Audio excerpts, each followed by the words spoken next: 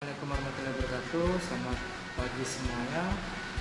Hari ini adalah kita akan membahas sebuah materi.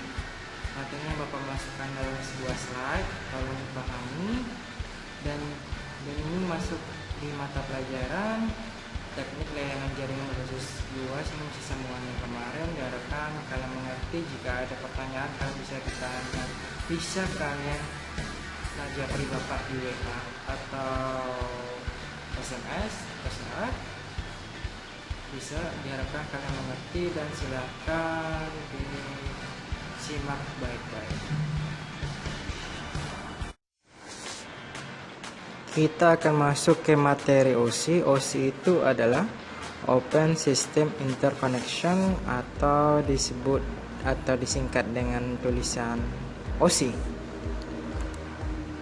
Yang kita akan pelajari tentang OSI ada 3. Yang pertama pengertian OSI layer, yang kedua fungsi tiap layer, yang ketiga penerapan OSI layer. Kita masuk ke OSI-nya itu sendiri. OSI itu pertama kali dibuat pada tahun 1984, yang dimana dibuat oleh ISO, yaitu ISO itu International Organization for Standardization. Tujuannya itu sebagai model untuk merancang komunikasi komputer dan sebagai kerangka dasar untuk mengembangkan protokol lainnya. Dan untuk pengertiannya sendiri, OSI layer terdiri dari 7 buah lapisan layer, di mana masing-masing layer mempunyai fungsi spesifik dalam sebuah jaringan. OSI dapat diartikan sebuah sistem yang terbuka untuk berkomunikasi dengan sistem yang lain. Dan juga pembagian layer pada OSI dapat dilihat pada gambar berikut ini.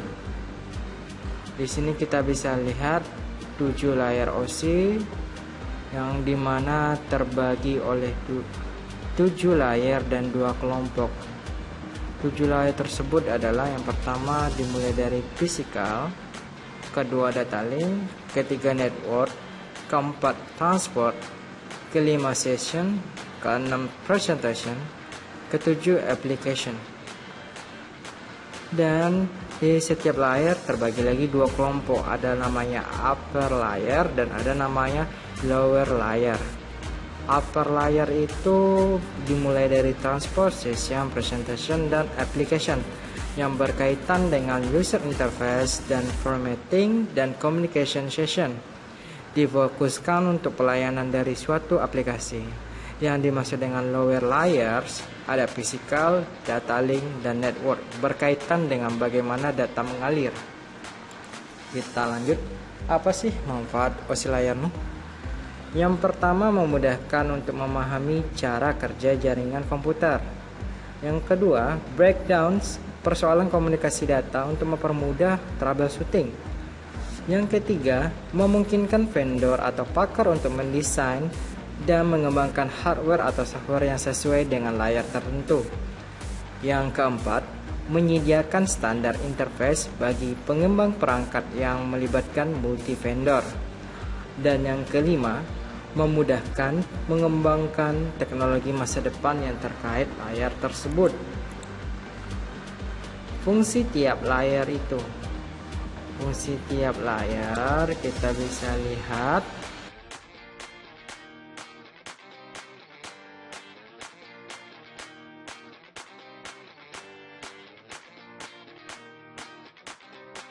Oke. Cukup sampai di sini dulu materi kita. Kita lanjutkan minggu depan lanjutan dari 7 layar OSI. Sekian, terima kasih. Assalamualaikum warahmatullahi wabarakatuh.